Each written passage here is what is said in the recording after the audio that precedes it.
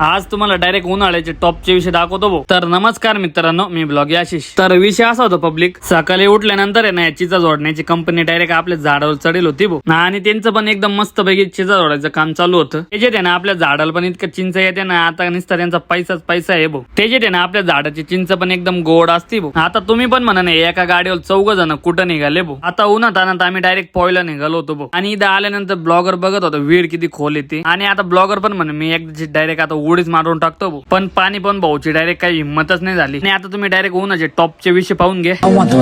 कधी माझं गाव बघतो असं